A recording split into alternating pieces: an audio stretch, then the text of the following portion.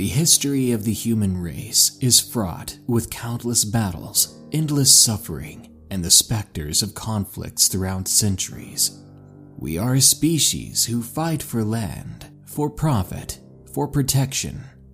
We send our sons and daughters to become meat to the grinder, to become the future specters that relive their darkest moments in a terrifying loop on their old battlefields. Today, I have 5 allegedly real Army ghost stories that tie the supernatural with historical turning points.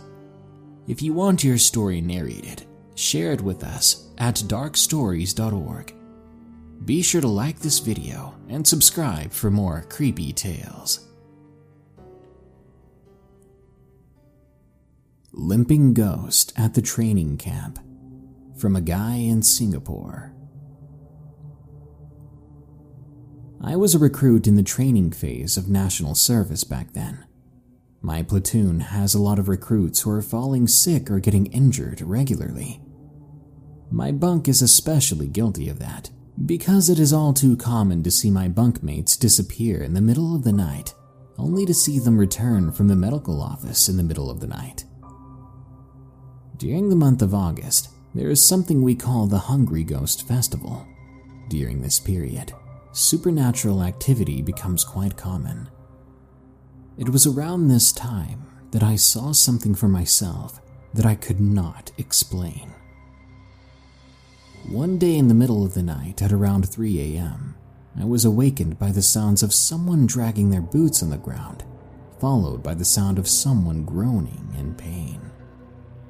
I was annoyed as I poked my head up to see who was making that noise.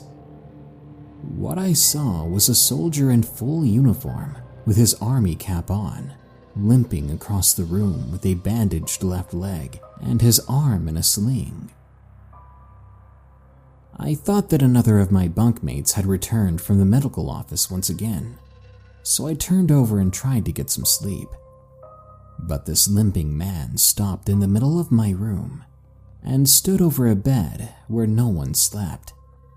The groaning sound continued for an hour as he stared at the bed. It ruined my sleep, and I was beginning to get pissed off.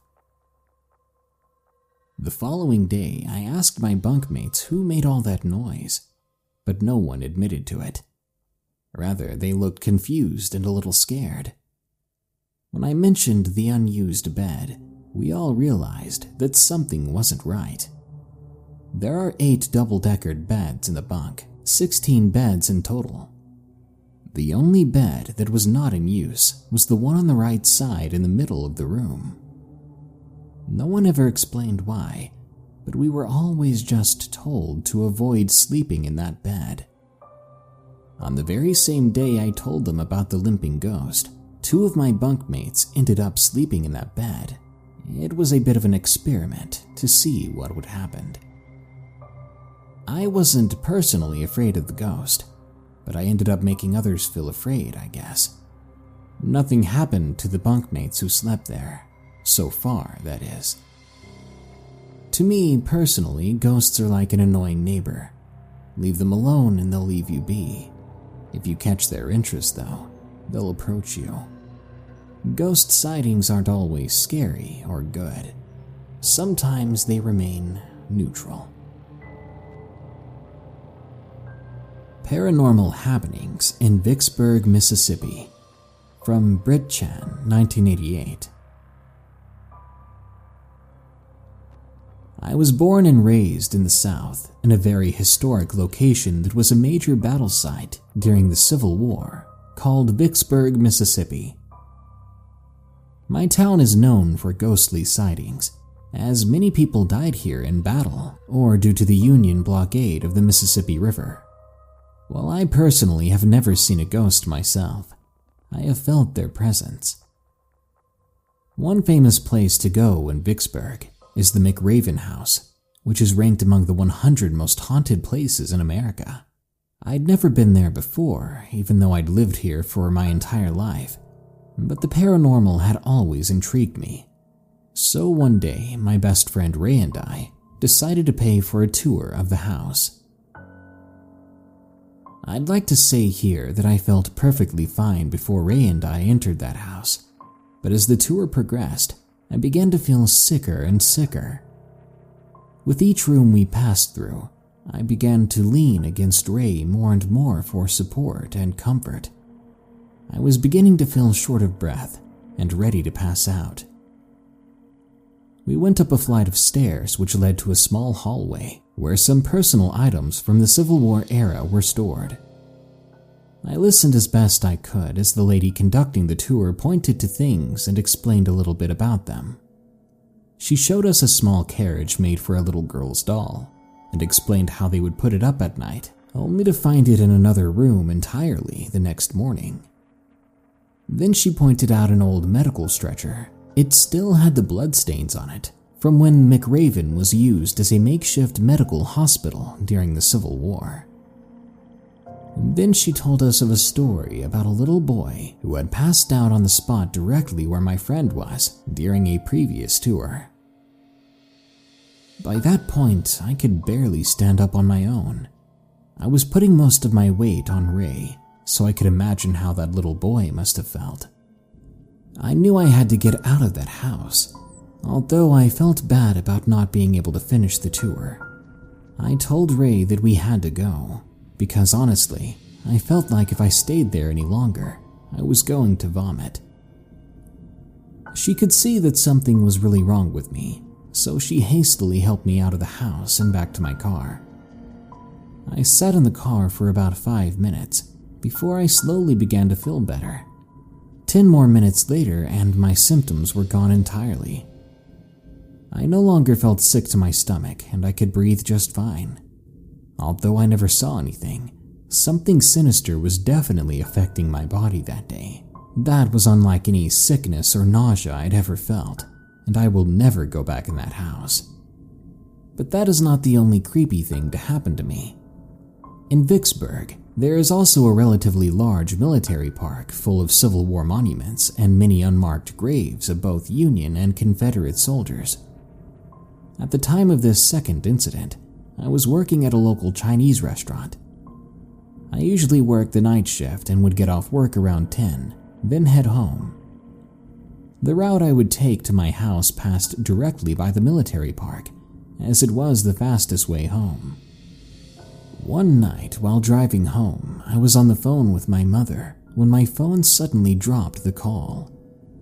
At first, this didn't bother me too much, as the area I was passing by had a lot of hills and very little, if any, cell phone service, so I knew the phone would probably drop the call sometime. However, instead of hearing silence on my way there, I heard something else. Someone else.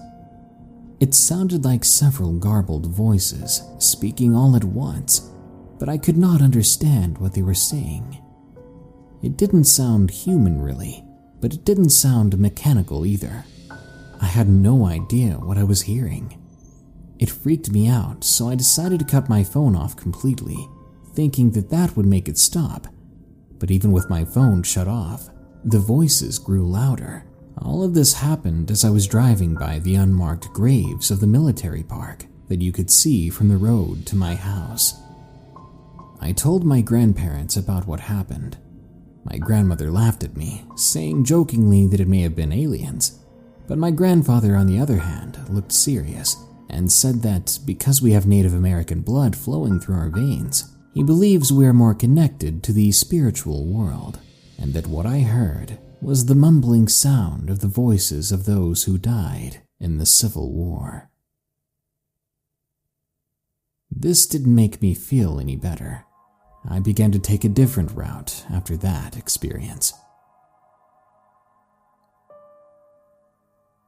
Late night visitor from Gare.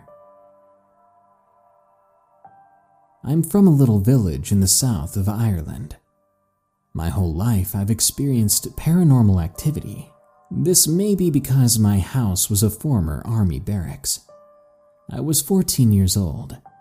Each night as I would go to bed, I would hear someone talking in my ear. One night, I even began to feel someone rubbing my earlobe. I could feel a cold finger run down my ear. I remember lying in bed being forced down. I felt a presence holding me down. I was semi-asleep, so I jolted up screaming, only to hear a demonic-like voice scream at me, "No." Deep down, I felt like something was trying to take my body, but I would not let it in. Since that day, things have never been the same. In this particular story, it began with the passing of a close friend of mine. I was much more distressed than usual because of this. Well, my partner at the time and I were watching a movie, Paranormal Activity, I believe. This gave him the idea to taunt spirits in the house, in a playful way, of course, not expecting anything to happen. We eventually finished the movie. We were making our way to go to sleep. I think it was around 1 a.m. at the time, so it was pretty late. All of a sudden, the landline phone began to beep. We began to search for the phone, and eventually found it outside on the landing, which was odd, because we never used the phone out there, nor would we ever leave it out there like that. It was just lying there in the middle of the floor. This creeped me out pretty bad, especially after my partner told me that he hadn't done it. We put the phone back on the base, then headed to bed. No sooner had I put my head on the pillow, the smoke alarm began to beep the way it would when you press the test button on it. However, it was 15 feet from the floor to the ceiling where it was, and you had to have a ladder to press that button. At this point, the two of us were freaking out. After a while, with things being quiet again, we once more tried to go to sleep. Maybe, if anything, I told myself, it was just a spirit trying to say hello to us. Nothing negative. Now, beside our bed was a window and a blind. It's the type of blind that could be opened by a heavy cord. As we're laying there, eyes closed in the bed in the dark, the blind suddenly pulled itself up violently and shaked without anyone touching it, almost tearing itself apart. It shook so hard. The window wasn't open, so it was not the wind. I was screaming and crying. I had never been so surprised or scared my entire life. I couldn't get to sleep that night, and I never joked around or messed with spirits again. We later moved out of that house, thank God. The spirit world is no joke. It exists, and it can often be just as tangible as the thing sitting in front of you. So be careful if you ever decide to taunt the things you can't see. Something I could not explain, from AuenOmen. My days in the sandbox were fun and a nightmare itself that haunts me daily and takes a part of my soul with it. It was around the end of my tour of duty. My platoon and I were pure with an Abrams team of 6. We were on our way to support a Pines platoon who had been trapped for 2 days with heavy casualties. We passed through a village that was suspiciously empty. That's when the worst happened. It must have been an RPG. The tank in front of us exploded, and on that tank was my closest friend at the time. Ducking, I ran over to the remains. I found the rest of my friend, who then perished in my arms. It was a firefight after that. I stayed next to the body of my friend as we were pinned down by enemy fire. I didn't want to leave him. I had to bring him back so we could put him to rest properly. I was sitting with my shoulder against a large piece of debris. I wasn't facing the direction of my friend's body. But the next time I did look over, I jumped. There was someone standing there, not in uniform at all. Rather, it was an immaculate, perfectly clean little girl. She had this blank expression on her face as she stared down at my friend. I watched as she bent down and placed her palm over his cheek, smearing blood and dirt over his skin. Still in shock, I think. I yelled at her, "What do you think you're doing?" She then turned her head to look at me. The moment her pupils met mine, goosebumps covered my body and my heart pounded. There was something wrong about this girl. She stood back up and took a few steps toward me, still with that blank expression on her face. I remember feeling a deep and palpable dread well up inside me. I couldn't explain it. Why was I so absolutely horrified by this little girl? The fear was so bad I began to crawl backward, completely exposing my upper half to the enemy. I was lucky that I was not shot. The girl suddenly stopped, shook her head, and disappeared before my very eyes. It was like she never existed. I got back behind cover and looked at the dirt. She hadn't left any footprints, despite the dirt being dry and completely movable. It didn't make any sense, not mentally, not physically. Who was she? Why did she visit my friend and I? I began to pray right then and right there. Pray desperately in tears for the safety of my men and for the soul of my perished friend. In the next 2 hours, we would be rescued and transported by helicopter back to a US base. We made it out alive. Well, not all of us. Having taken a bullet wound to the shoulder, I was sent back home and I was able to attend my friend's funeral. I ended up telling my friend's family sometime after that about the little girl, hoping that it was someone he knew in the past or someone related to him that perished too early. But no, the girl did not ring any bells among his family. Was she an angel? Was she a demon? Or was it something else? I guess I'll never know. But maybe, just maybe, I'll see her again. 11 Days of Cadet Camp Hell. From JRG 962. This happened to me when I was 10 years old. I was living in a market town in mid-Wales when this occurred. To give a bit of backstory, I had been living in mid-Wales since 2001, but I moved back to England in 2011. So 10 years was how long I lived there. This market town was between Welshpool and Barmouth. I was with the cadets in Wales, and in 2007, there was a trip in Portsmouth, which is the only island city in the United Kingdom. I was at an encampment, which was around 20 miles from Portsmouth, where I, along with the other cadets, were put in dorms. There were about 10 of us in these 2-story buildings. My bed was a camp bed, with a little metal cabinet and a small but very old side table. And then there was the other 2 cadets either side of me. I did the usual exercises you do as an army cadet. For example, we did a full 2-hour march and stand at attention exercise, while afterwards we grabbed our lunch from this very small and run-down hut, which was mostly always overcrowded, and you were only allowed to eat around the area of the hut. This annoyed me because I preferred to keep to myself, especially when I ate.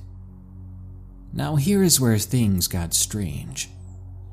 I was out in the woods with some cadets, and our assigned drill sergeant was with us. We were told to learn about cover and hide, which is sort of the equivalent of being taught how to set up an ambush, where you either hide or find appropriate cover. I was briefly lost after everyone split up. I found cover, and while I was in hiding, I heard twigs snapping around me. I thought that it was one of the other cadets on my team, or maybe the opponents we were to ambush. When I looked up, slowly, trying not to be heard, I didn't see anyone at all. I shrugged it off, thinking maybe it was some animal. We were in a very rural area, so wildlife was common. Even so, I began to hear the footsteps drawing closer to my position, yet no one was there every time I checked. This was early afternoon with the sun high in the sky. I had clear visibility, but I could not ascertain where the footsteps were coming from. I was beginning to freak out and made as best as I could a stealth run back to where the place of meeting was, only to ruin the activity for everyone. The other cadets were of course annoyed at me. I told the assigned drill sergeant about what happened, but he seemed annoyed at me too and said that it was just my imagination. Maybe he was right. A 10-year-old could have an overactive imagination. We were then told we were setting up camp for the night, and unlike my usual self, I was a bit more comfortable then knowing people were around. Having been so creeped out, I didn't want to be alone. I was told who I would be camping with. They were these 2 boys in other cadet units. That night, we were being given a lesson on the way the Army sets up camps in the woods when they're in the middle of a battlefield, and for recon too. I happened to glance off into the distance during this. The forest, including the grass under it, was quite clear under the dim moonlight. It was beautiful, like something from a painting. I wasn't paying attention to the seminar, hardly listening to what the lieutenant was saying. That was when I saw the outline of a shadowy figure walking across the grass from one side of the forest to the other side. I thought it was probably a reflection of the trees and the moon, but as I focused, it was very clearly the silhouette of a man. He looked towards me, and in a kind of in-the-mind voice, I heard it. "When you die, you'll burn in hell." I was trembling and scared. Then one of the sergeants looked at me and saw me freaking out. She came over and asked me if I was okay.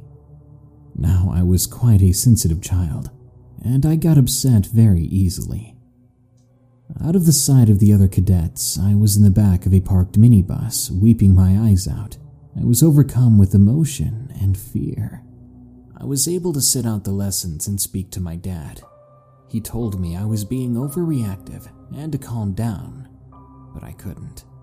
I then told him I wanted to go home, but I had missed my chance to when another friend of mine went home with his mom 2 days prior into the 11-day stay. 2 days after this, there was a party going on in the hall of the complex.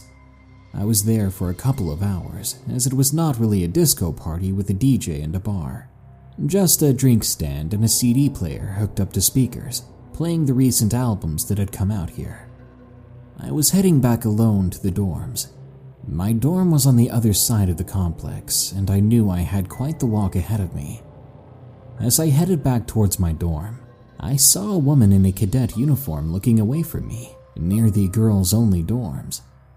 I asked her if she was all right, or if she was lost, to which she replied in an echoey voice, "You shouldn't be here." And then I saw it. The bottom half of her body was transparent. I freaked out, making a mad run back to the door, pounding at it, slapping my hands against the windows until another cadet who I spoke to let me in. I went straight to the dorm that I was staying in, and I did not leave for the rest of the night, nor did I sleep a wink. It was the 10th day in and the final night before I could go back to Mid-Wales.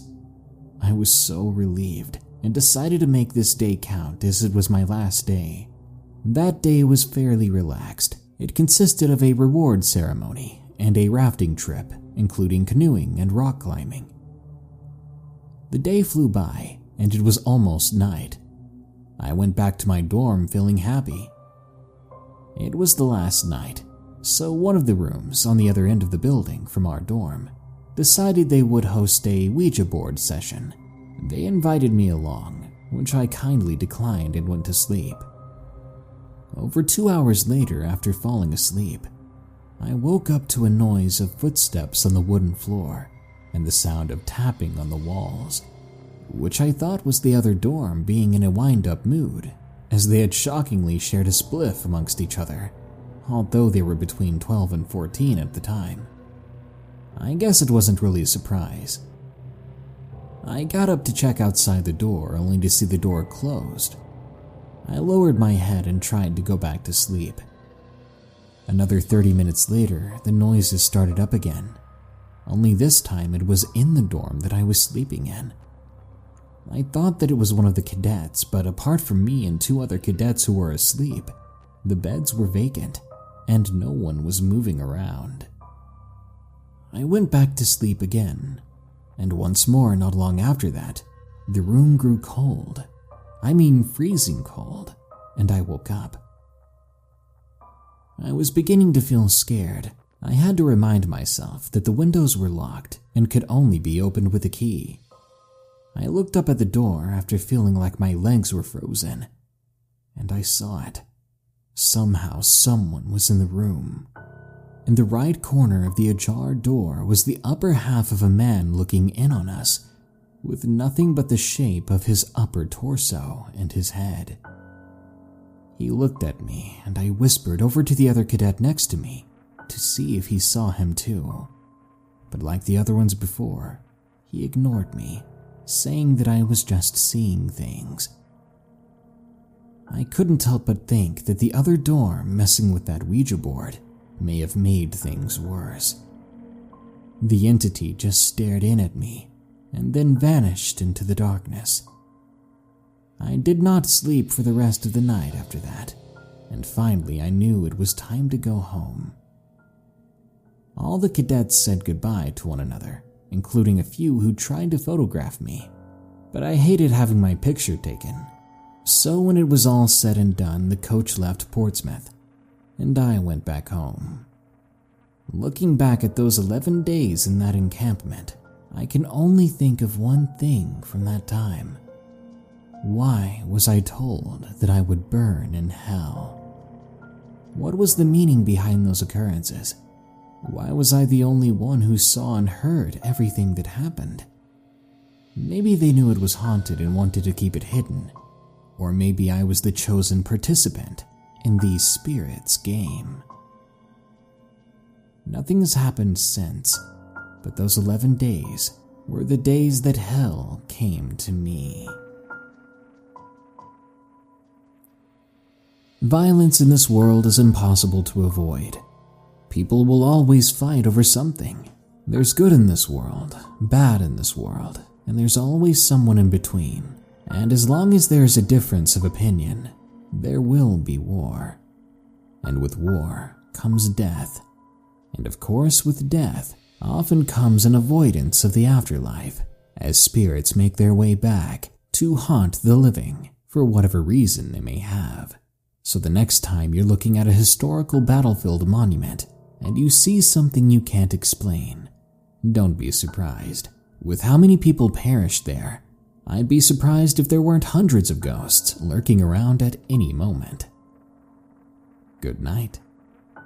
Here's to us never having to go to war ourselves. That brings us to the end of this Darkness Prevails episode.